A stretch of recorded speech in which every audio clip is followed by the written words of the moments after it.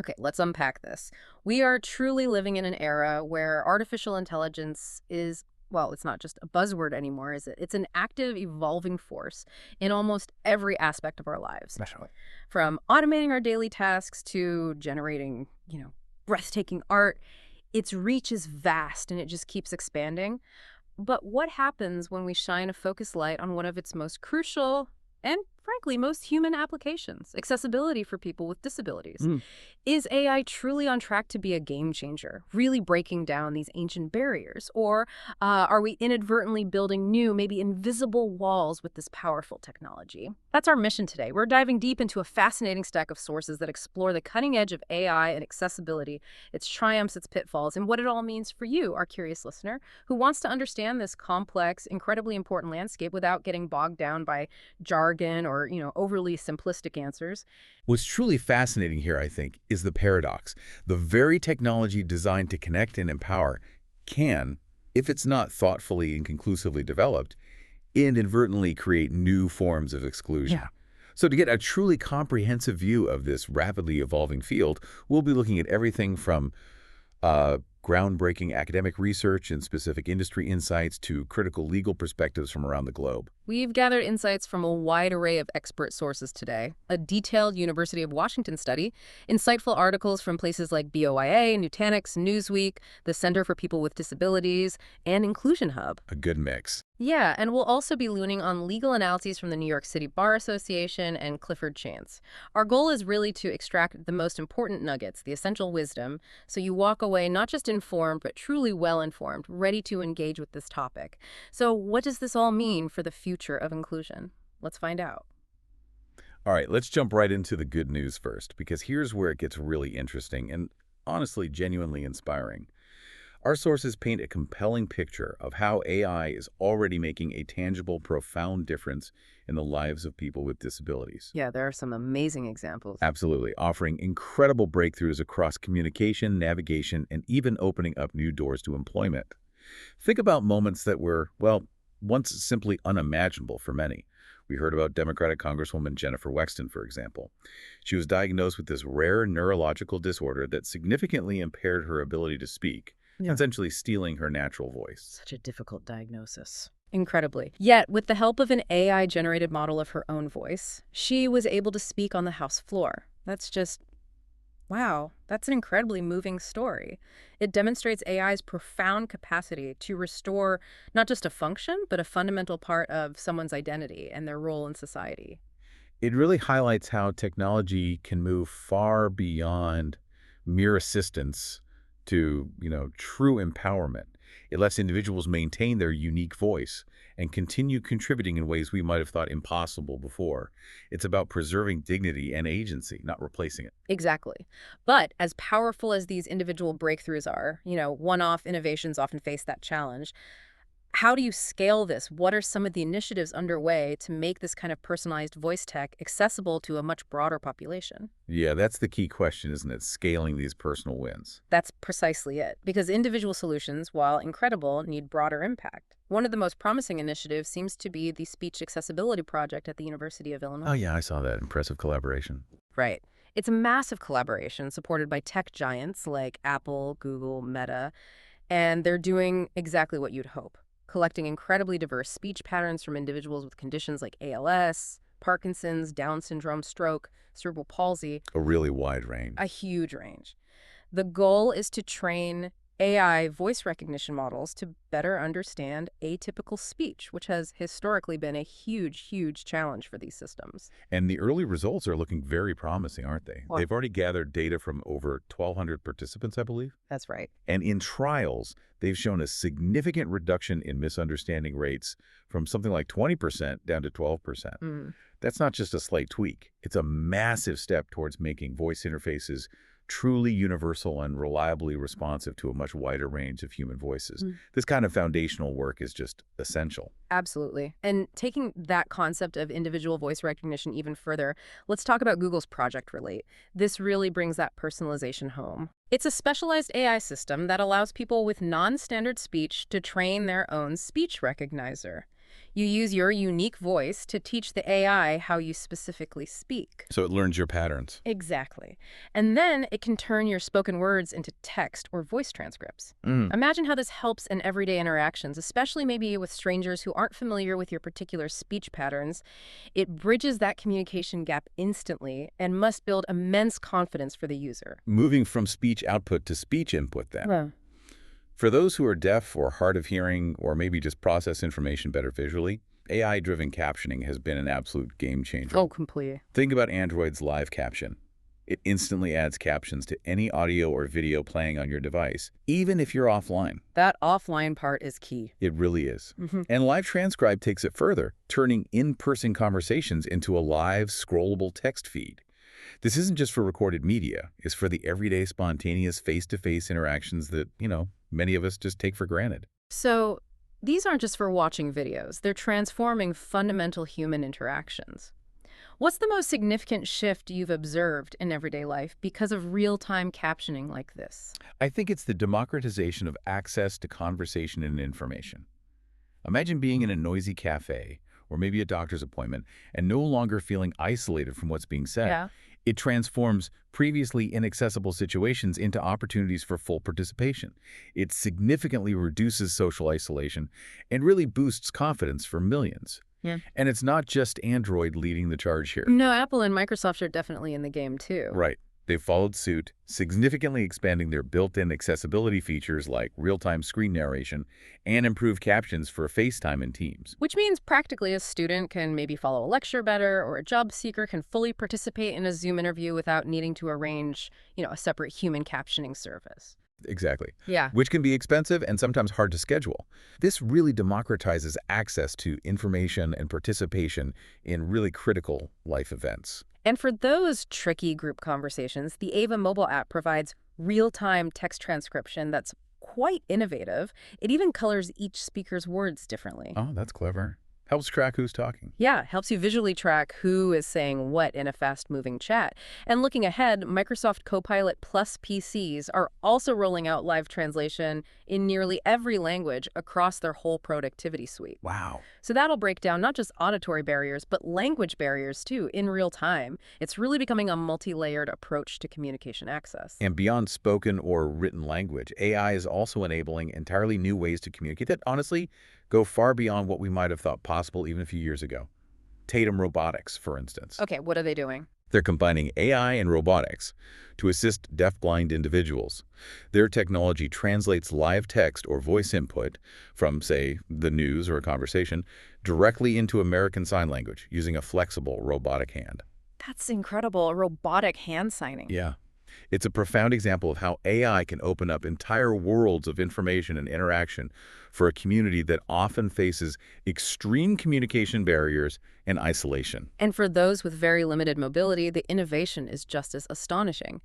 Inclusive Brains is developing generative AI that translates brainwaves. Brainwaves, really? Yeah, brainwaves, body language, eye movements into digital actions. Imagine controlling devices, writing emails, or navigating a virtual world without using your hands or voice at all. That's a huge leap.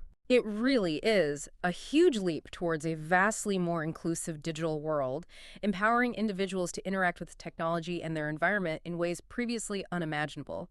It's literally breaking through physical limitations. Okay, so moving from communication to how we perceive and interact with our physical environment. For blind and low vision users, AI is quite literally becoming their eyes in some ways. Yeah, the visual assistance tools are really taking off. Be My Eyes, the nonprofit that traditionally connected blind individuals with sighted human volunteers via video call, they recently launched Be My AI. Powered by OpenAI. Exactly. This virtual volunteer uses OpenAI's Vision API, and it can describe images in rich conversational detail. Think about being able to independently read oven dials or identify expiration dates on milk cartons, or even navigate shopping aisles just by snapping a photo and asking a natural language question. What's the immediate day-to-day impact of a tool like that, do you think? Well, the sources suggest it's transformative for everyday independence. It significantly reduces reliance on friends or family for routine tasks that sighted people just don't think twice about. Right. Cooking, shopping. Exactly. It grants autonomy and discretion. And following this trend, Envision, in partnership with Solos, introduced the Ally Solos glasses. Okay, the glasses. I've heard about these. They're being called the first truly wearable AI glasses built for accessibility, providing hands-free access to information. They describe surroundings, read text, recognize objects, all through natural voice interaction without needing a separate phone or screen out.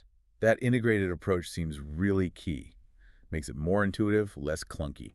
And that attention to privacy you mentioned earlier, processing data right on the user's phone, that's a really smart ethical move. What I find particularly innovative, though, is how these glasses are purpose-built for accessibility from the ground up. Why is that accessibility by design approach so critical here, rather than trying to retrofit features later? Oh, it's absolutely crucial Right. because it ensures the core functionality is accessibility. It's not just some feature tacked on. When you build something specifically for this purpose, it permeates every design decision. Makes sense. These glasses are multilingual and critically culturally adaptable. They can recognize non-Western scripts or local currencies, making them useful globally. And that privacy-first design you mentioned, only capturing visuals when the user initiates it. Processing securely on the phone, that's thoughtful design respecting user autonomy and data security. So AI can give individuals a new way to see their immediate surroundings, manage personal tasks. But what about navigating the wider world, especially complex public spaces like subway stations where, connectivity might be spotty? That's where Navalence comes in. It's another really impactful innovation for navigation. Right, the color codes. Exactly. It's a high-contrast, color-coded tagging system that helps people with low vision navigate public spaces. These tags can be detected from a pretty impressive distance, like 50, 60 feet away, from almost any angle. And no internet needed. No internet needed. They deliver spoken information and step-by-step directions offline. Ideal for places like subway stations where connectivity can be unreliable. And we're seeing it in action already, right? New York City subway, San Antonio Transit, Boston's MBTA. Yeah, it's getting real-world adoption, which shows its utility. It really transforms the landscape of public navigation. Think about the confidence boost for a blind traveler, knowing they can independently navigate a busy airport or a complex train station. Are there any particular stories from the sources that really highlight the kind of, the emotional impact of these navigation technologies? The sources emphasize a profound reduction in anxiety and a real increase in autonomy. One user, for instance, spoke about the relief of being able to spontaneously decide to take a new bus route or explore an unfamiliar part of the city, something that used to be filled with uncertainty, now made possible by reliable guidance. That's freedom, isn't it? It really is. And similarly, ERA, the live visual interpreting service, connects travelers to trained human agents via smart glasses. They help navigate unfamiliar spaces like airports. Denver International Airport even offers it for free. So you have human backup through the tech. Exactly. Navigating a bustling airport with all its signs and obstacles becomes much more manageable and independent for a blind traveler, knowing they have human expertise available instantly. The University of Washington study also revealed a fascinating, almost unexpected example of visual interpretation, a researcher with aphantasia. Aphantasia. That's the inability to visualize things mentally. Correct. They found AI-generated images incredibly helpful for interpreting imagery from books and concept sketches. It essentially filled a cognitive gap, allowing them to engage with visual information in a new way that traditional methods couldn't provide. That's fascinating. And for more complex data, MIT developed VisText. It's a tool to generate captions and descriptions of tricky charts and graphs. Crucial for students or professionals. Absolutely. It helps users understand complex patterns and trends, which are often totally inaccessible to screen readers or people who struggle with visual data analysis. Yeah. And in a similar vein, Wichita State University created Visling, a mobile app making things like comics and graphic novels accessible for blind and low vision readers. Because screen readers struggle with the panel layout. Exactly. Visling overcomes that. It's about making culturally significant media and entertainment accessible, not just purely utilitarian information. Okay, let's shift to the workplace and education. Imagine a world where disabilities are no longer a significant barrier to employment or learning. AI is actively working to make that more of a reality. There's a lot happening in this space. Companies like Mentra are using AI to match neurodivergent job seekers with suitable opportunities. They focus on unique strengths and talents rather than relying solely on traditional resume filters that might inadvertently screen people out. Which happens all too often. Right. And Equally, AI uses machine learning to automate accessibility enhancements for websites, making them better for users with mental disabilities, visual impairments, dexterity challenges, which ultimately broadens the talent pool for employers and ensures more inclusive digital experiences for everyone. Salesforce has been a real pioneer here. They develop Retain in partnership with Inclusively. Tell us about Retain. It's an AI-powered platform that gives employees with disabilities customized accessibility tools through an interactive chatbot. So you get immediate, confidential assistance. Confidential is important. Very. It empowers self-advocacy, letting individuals address their needs discreetly and efficiently. And it dramatically improves workplace experiences by removing common barriers and fostering a more supportive environment. And it absolutely lessens the cognitive load, right? Like that example from the University of Washington researcher Mia, who found chatbots useful for creating and formatting references while experiencing brain fog. For someone experiencing brain fog, what does reducing that cognitive load actually mean in practical terms? Why is shifting from generation to verification such a big deal? It means freeing up precious mental energy. When you're dealing with brain fog, even simple tasks like recalling specific formatting rules, remembering citations, structuring complex sentences, it can be utterly exhausting. Imagine. So AI takes on that heavy lifting of generating and structuring the content. It allows Mia to focus her limited mental resources on the higher-level task of verifying its accuracy and refining the ideas. That's far less taxing and enables her to stay productive and engaged in her work despite her symptoms. It's about preserving cognitive bandwidth. That's a powerful distinction. And Cephable, another Salesforce-supported innovation, really revolutionizes computer interaction for people with physical challenges. That's a It lets users control computers and devices using a whole range of alternative inputs. Speech to text, specific facial expressions, head movements, things like that. Wow, multiple inputs. Yeah. A notable user, Brooke Eby, who has ALS, found Cephable's voice commands invaluable for her remote work.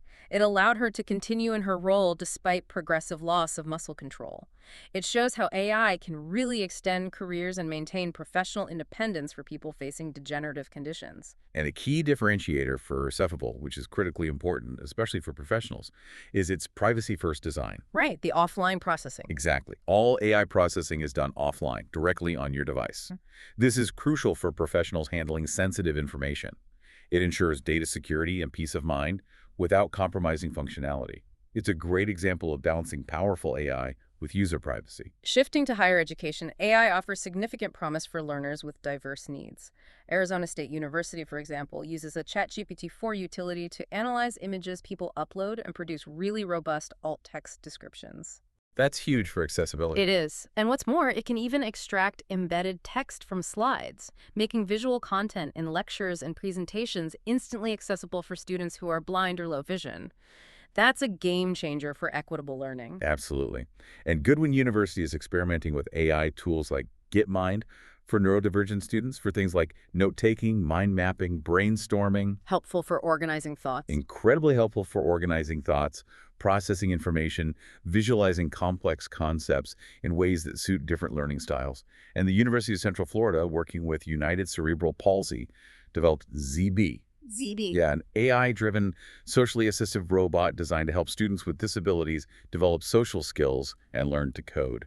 That's a really innovative approach to both education and social development, offering personalized patient support. You know, one of the most exciting aspects of AI is its potential to empower designers and developers to actually build accessibility into products from the very beginning. The shift-left idea. Exactly. Rather than trying to retrofit it later, which is always harder and less effective, this accessibility by design approach is far more effective, efficient, and ultimately much better for the user. Totally agree. Joe Devon, co-founder of Global Accessibility Awareness Day, developed the GPT Accessibility Copilot. What does that do? It's a powerful tool that analyzes web and content page code against WCAG 2.2 success criteria. That's the main international standard for web accessibility and gives concrete suggestions for improvement. So developers can catch issues early. Precisely. They can proactively catch and fix issues before launch. And Microsoft offers Ask Microsoft Accessibility, a free tool for faculty and students to create accessible course content. It makes it easier for educators to ensure their materials are inclusive from the start, instead of scrambling to fix them later. We talked about Navalins for navigation, but Procter & Gamble is using that same QR code technology to help people with low vision locate specific products and read labels in stores. That's practical independence right there. Isn't it? Imagine the independence that provides in a busy grocery store aisle or a pharmacy, finding the right item without needing help. It transforms a routine shopping trip. Even in a highly technical field like coding, GitHub Copilot Chat can help programmers learn about accessibility best practices and improve their code to be more inclusive. It suggests accessible alternatives, identifies potential barriers. So it's teaching accessibility as you code. In a way, yes. And Greg Vanderheiden, a professor emeritus and a real pioneer in accessibility research, he envisions a future where AI-powered tools provide near ubiquity, dynamically adapting to a user's accessibility preferences in real time. Oh. The vision is about making accessibility a default, an inherent part of the tech landscape, not some afterthought users have to struggle to find or enable. Okay. So, while the advancements we've discussed are truly impressive, genuinely inspiring, it's crucial we acknowledge that AI is not some magical fix-it-all button. Right, there's always a flip side. There is. Our sources reveal significant challenges and even, worryingly, new forms of exclusion that can arise if AI isn't developed with careful, intentional consideration for diverse human needs. This brings up a really important point, probably one of the most fundamental problems with AI right now. Systems are only as equitable as the data they're trained on. Garbage in, garbage out. Exactly. If those data sets aren't representative of diverse populations, especially people with disabilities, the AI will inevitably fail them, or worse, actively discriminate. It's a direct, sometimes uncomfortable reflection of what we feed into it. Precisely. It's that classic dilemma, but with potentially profound and discriminatory human consequences if we don't actively address the biases in the foundational data.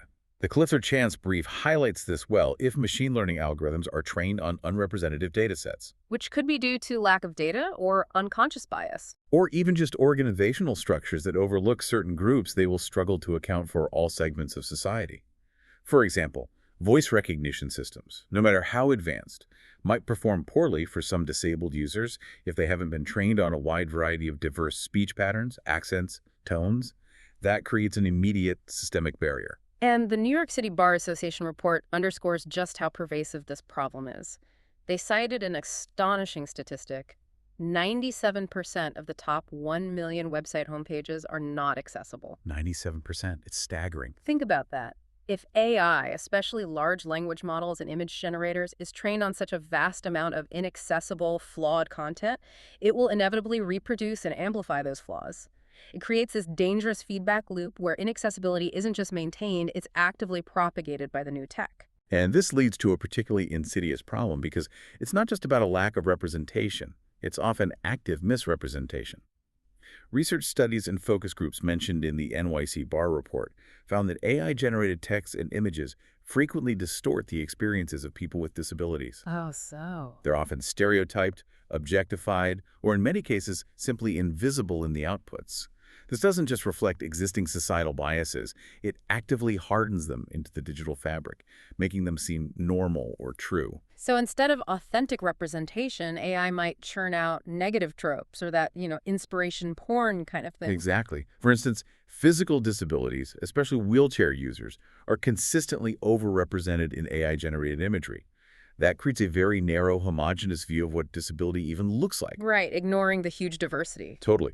We also saw intersectional stereotypes, like text-to-image AI, when prompted to generate images of autistic people, overwhelmingly produced white men, completely missing the vast racial and gender diversity within that community. And it gets worse. Sentiment analysis found that large language models actually labeled conversations containing disability terms as more negative or toxic than similar conversations without those terms. So the AI itself has a bias against disability language. It reflects a bias, yeah, suggesting disability is inherently negative rather than a neutral human characteristic. Stories about disabled people were often framed as that inspiration porn, focusing on exaggerated achievements without context, or showing non-disabled people helping disabled individuals in ways that promote a lack of agency, or even depict unsafe solutions. like that bizarre example of a little girl carrying a wheelchair user across a street with no curb cut. That's just absurd and offensive. It is, and it promotes this infantilizing view. Other specific tropes the sources mention include things like blind people always wearing dark glasses. Or inaccurately portrayed hearing aids that don't look real. Right, or incorrect use of mobility aids, like a white cane dragging behind the user instead of sweeping. Yeah. Or just showing outdated tech. Yeah, or even bionic or sci-fi prosthetics instead of realistic ones. Portrayals of people with disabilities as sad, isolated, always in medical settings, or even in these strange afterlife scenarios where disability is magically cured. These actively reinforce harmful narratives and prevent a realistic, dignified understanding of disabled lives. The University of Washington study really illustrated this ableist bias vividly. A researcher tried to generate an image of people with a variety of disabilities looking happy but not at a party, Okay. Seems reasonable. you'd think. But they received these fraught images that included ableist incongruities, such as a disembodied hand resting on a disembodied prosthetic leg. Oh, wow. It clearly failed to grasp the nuance and sensitivity required. It shows a deep-seated lack of understanding and a really concerning capacity for generating unsettling, discriminatory content within the AI model itself. So when we rely on AI to summarize information, especially if the original source is inaccessible to someone, accuracy is absolutely paramount. But what happens if the AI is just wrong? This can be particularly dangerous, especially when people are seeking critical information for health, legal, or important personal decisions. The UW study's Mia Vignette is a perfect example here. She was using ChatPDF to summarize work documents. Right. And she found it was occasionally accurate, but often gave completely incorrect answers.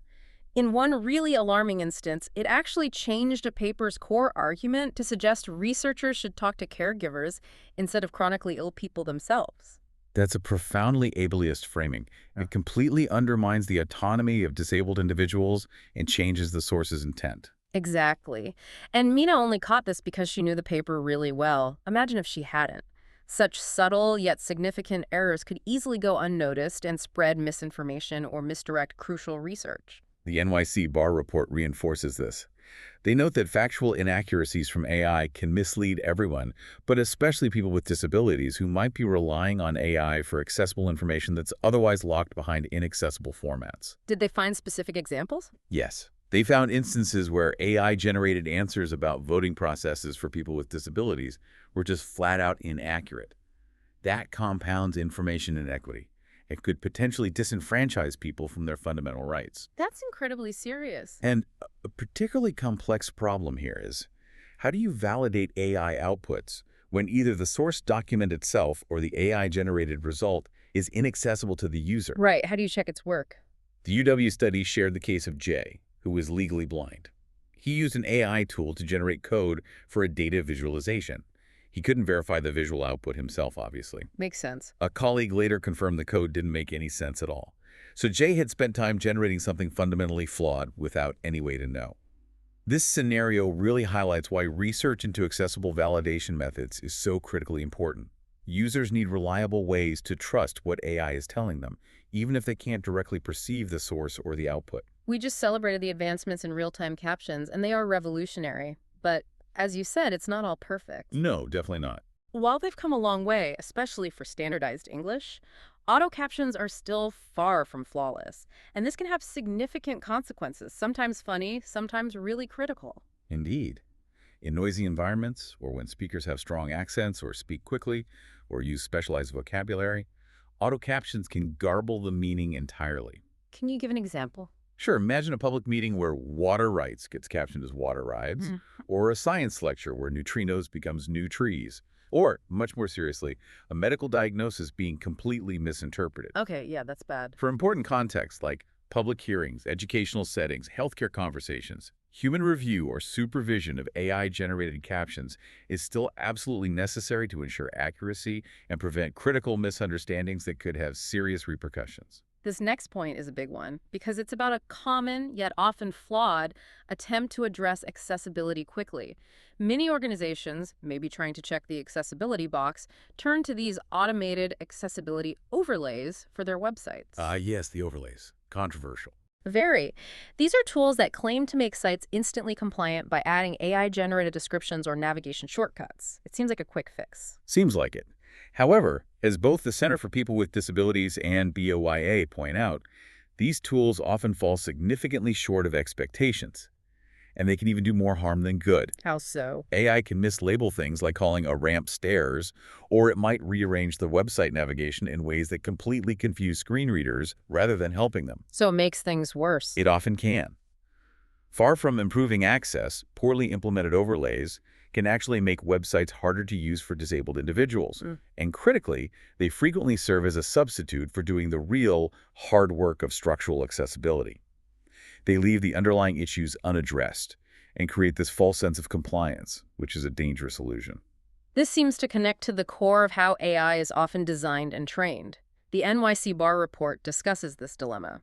Current AI, because it's powered by statistical reasoning, is designed to predict the average response. Right, it optimizes for the middle. But people with disabilities are perhaps the most heterogeneous of protected groups. Their data characteristics are often considered outlier. Their needs, experiences, ways of interacting, they just don't fit neatly into the middle of that bell curve. That's spot on, and it leads directly to systemic exclusion. Artificial General Intelligence, or AGI, tends to center these average users. It marginalizes those whose needs fall at the edges of the bell curve, as disability scholar Judah Treviranus powerfully describes. So the tech reinforces the marginalization. In a way, yes. Research by Ethan Mollick also shows that general-purpose AI often helps lower-performing users get closer to the average, but offers limited or even harmful effects for domain experts and outliers, a category where many disabled individuals unfortunately fall. This means the very people who could potentially benefit most from bespoke AI solutions are being underserved by generalized AI, which just exacerbates existing disparities. And another critical concern with AI's growing capabilities, especially as it interacts more with our physical and digital environments, has to be privacy. Absolutely critical. Many AI-powered services that process images, live video, or audio can capture far more than the user realizes or intends, leading to some potentially serious unintended disclosures. Indeed. A visual interpreting app, for instance. It might not just convey the layout of your home to a remote agent or AI, but also inadvertently reveal personal documents on a table, family photos in the background, maybe even visible medications. Things you wouldn't normally share. Exactly. Without clear, informed consent and robust privacy protections that are easy for users to understand and control, people could unknowingly share incredibly sensitive information. And that information might then be stored, analyzed, or even used to train future AI models without their full awareness or permission. The LA Solos classes you mentioned earlier offer a strong counterexample, though, right? With their privacy by design approach. Yes, keeping processing on the user's phone is a crucial safeguard for sensitive personal data. It shows it can be done thoughtfully. The NYC Bar report also highlights that AI capabilities are often emergent. What do they mean by that? It means they're not always fully known or predictable at launch. They're often discovered through user experimentation and real-world use. This is both an opportunity for unexpected benefits, but also a potential danger for unforeseen problems. So we find out what it can really do after it's out there. Often, yes. And without inclusive design, rigorous testing, and crucially, community-led feedback from diverse disabled users, these emergent behaviors can quickly become emergent harms. Cynthia Bennett's research at Google, cited in the report, found exactly this. Disabled users testing image and story generation models frequently encountered portrayals of themselves as tragic, inspirational, or just completely non-existent. So the AI generated harmful stereotypes on its own. Essentially, yes. These emergent outcomes weren't explicitly programmed in, but they reveal deeply problematic biases embedded within the models. It underscores the vital need for diverse user involvement at every stage, especially in testing, to catch and correct these issues before they cause widespread harm. Okay, so we've explored the incredible potential of AI to empower people with disabilities, and we've squarely faced the significant pitfalls and emerging barriers. The big question is, what do we do now? How do we move forward intentionally to ensure AI truly serves as a bridge to independence and inclusion, rather than unintentionally creating new forms of exclusion? It's clear that intentionality and proactive design are absolutely key. We can't just hope it turns out okay. The first principle really has to be nothing about us without us. This resonated across multiple sources, and it's absolutely critical. Powerful phrase. It is.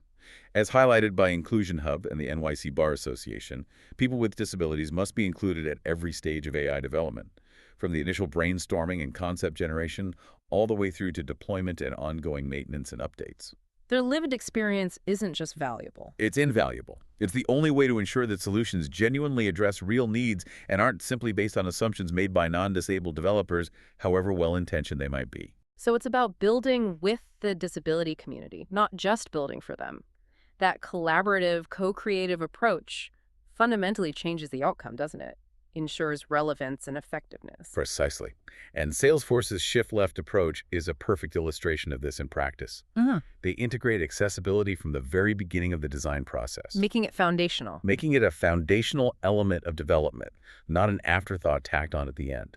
This proactive stance is what truly leads to genuinely inclusive technology, rather than retrofitted, often clunky and ineffective solutions. And it's not just industry best practice anymore, right? The EU AI Act, which came into force in August 2024, explicitly requires accessibility by design for high-risk AI systems. That's a huge legislative step. It mandates that necessary accessibility measures are integrated into the system's core architecture. Clifford Chance also notes this as a key legal consideration for companies now, highlighting the growing legal and ethical imperative for this proactive approach globally. Okay, so beyond principles, the test party strategies outlined in the NYC Bar report offer some concrete, practical steps for developers to address those bias issues we discussed. Like what? First, there's input remediation.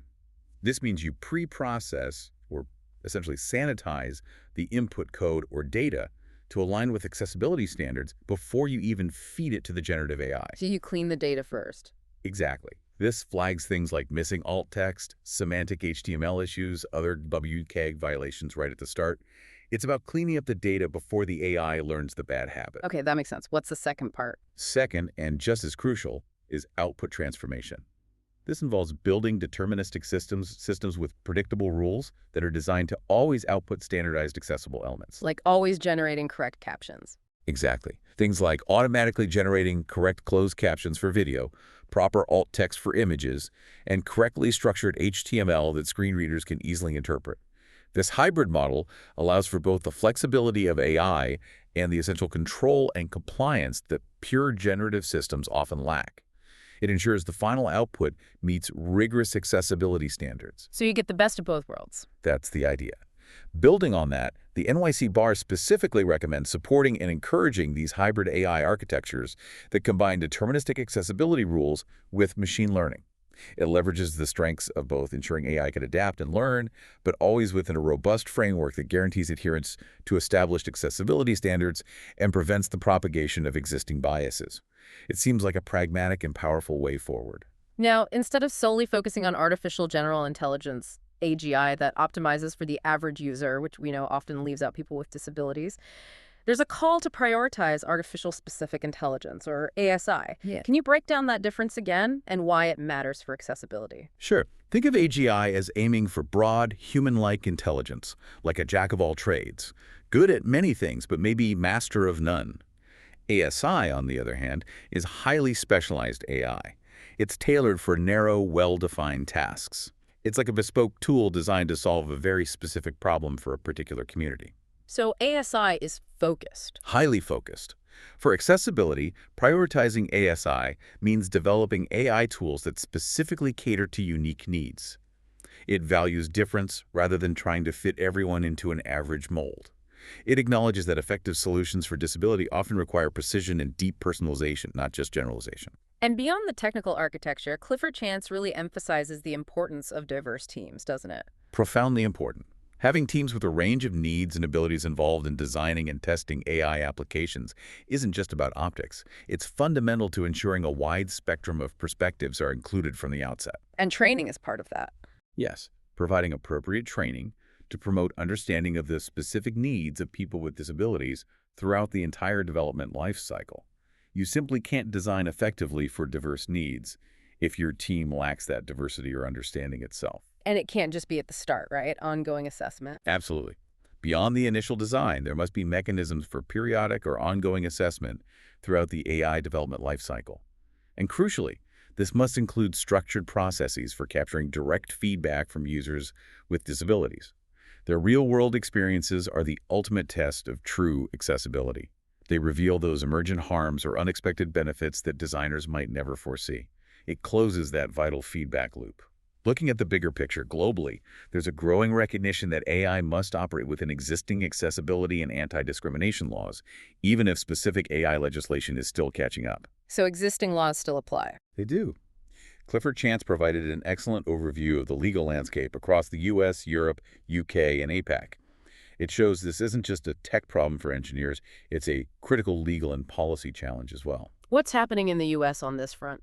We're seeing significant federal efforts, like the Blueprint for an AI Bill of Rights, which includes principles on algorithmic discrimination protections.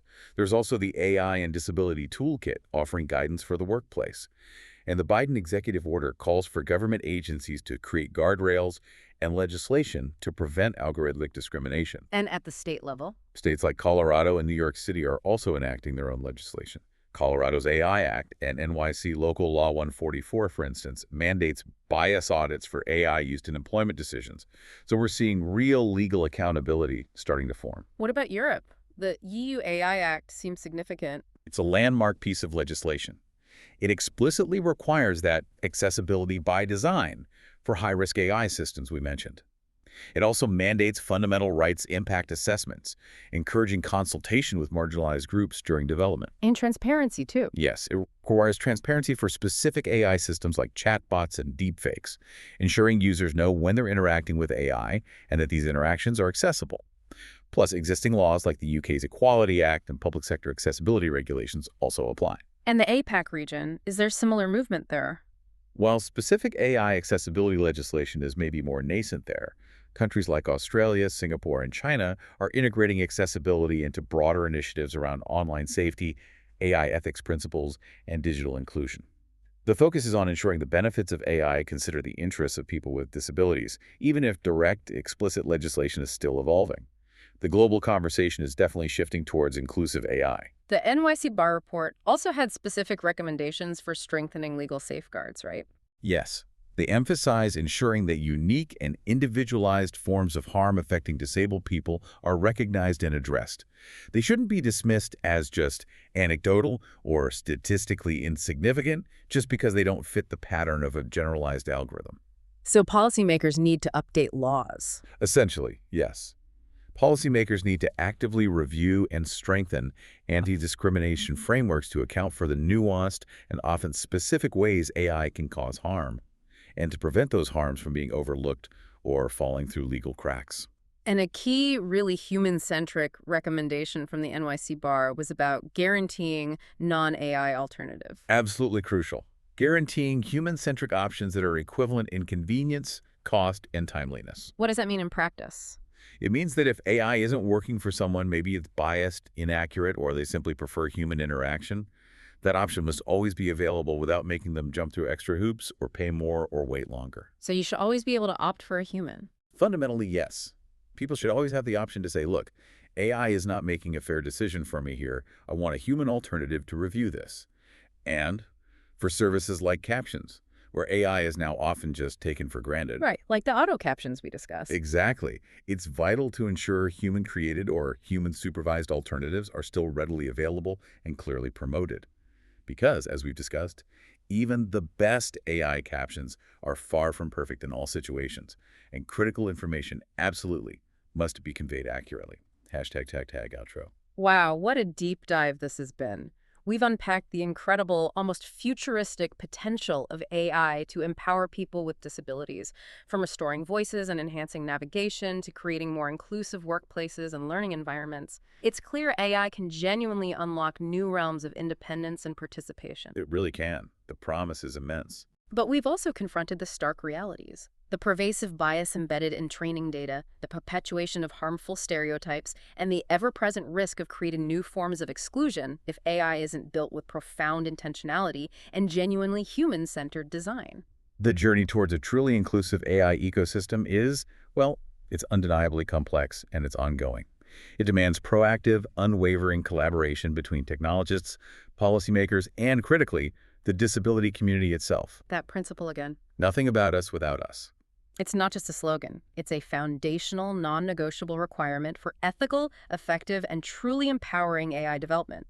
Ignoring lived experience only guarantees will create new, perhaps more subtle, but just as damaging barriers. We're truly at a pivotal moment in technological history, aren't we? Will AI be the ramp that opens the door to greater independence, a tool that profoundly enhances human dignity and capability, or will it inadvertently create new barriers, leaving many behind in its wake? It could go either way. The answer, as our deep dive shows, lies squarely in the choices we make today, both in how we develop and how we regulate this incredibly powerful technology. So, as you go about your day, maybe consider, how can you advocate for or contribute to technology that truly empowers everyone, ensuring that AI serves all of humanity, not just a select few? Because this isn't just about technology at the end of the day. No, it's about our shared future. It's about the kind of world we want to build.